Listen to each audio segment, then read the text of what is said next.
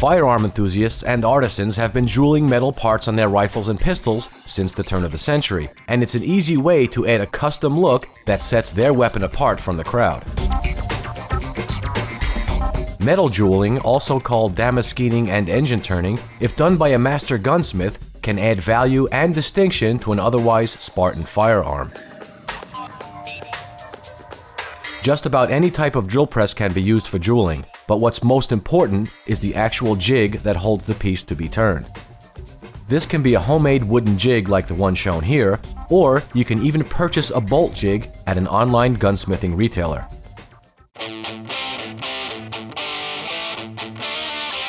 Here at the studio, we have a really neat little tool called a UNAMID, which can be transformed into a lathe, milling machine, or drill press. Manufactured from the 1950s to the 1970s, the UNAMID is perfect for producing small parts and performing intricate work on wood and metal pieces. For our project, we decided to jewel the compression tube of an RWS Model 460 Magnum. To create the pattern on the metal part, you can use a proper jeweling tool, metal brush, or even a pencil eraser, depending on the look you're going for. We used a 5/16 inch metal brush bit found at a local hardware store. To help prevent the bristles from deforming when we apply pressure to the part, we put a bit of heat shrink tubing over it. Before you begin jeweling, make sure you practice on a piece of scrap metal to make sure you're getting the pattern you want. For the best results, polish the part to be jeweled beforehand. Devise an indexing system for horizontal and rotational adjustments. In our case, we used a piece of aluminum can taped to the cross-slide vise as a pointer and a printout of a ruler taped around the compression tube to indicate rotation. The markings on the ruler were used to get a uniform pattern in the jeweling by rotating the compression tube an equal amount for each separate row. For a horizontal index, we used the moving carriage on our UNAMID tool. The wheel was turned exactly 4 times between each successive mark. This gave us sufficient overlap in our pattern. Our next step was to clamp the cross-slide vise to the UNAMID's carriage. We used a small square to make sure that the vise was aligned properly relative to the lathe bed. Once the compression tube is aligned in the vise, we put a coating of valve lapping compound on the surface of the part. Without this abrasive compound, the wire brush alone will not give the desired look. You can then start your drill press.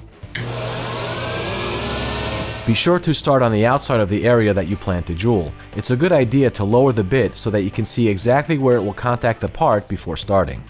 Lower the drill press until the brush contacts the compression tube. Press down with a moderate and consistent pressure. We held the bit down for 15 seconds on each swirl.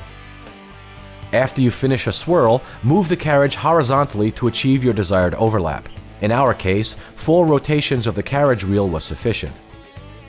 Repeat these steps until you have completed a horizontal line of swirls running lengthwise down the compression tube.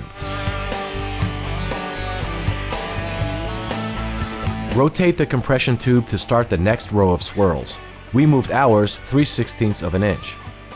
You will also need to adjust the carriage horizontally to offset or stagger the rows. You want the center of the swirls on a row to align exactly halfway between 2 swirls in the previous row. This pattern ensures that the entire compression tube is jeweled without any gaps between the swirls. Once you are finished jeweling, rinse off the abrasive compound. Since we used a water-based lapping compound, we simply ran the piece under water until it was clean. For oil-based compounds, rinse with the appropriate solvent. Whatever compound was used, do not wipe it off. This will scratch the surface and cause hazing on your fine jeweling job. And there you have it, an RWS 460 Magnum with a really cool custom look.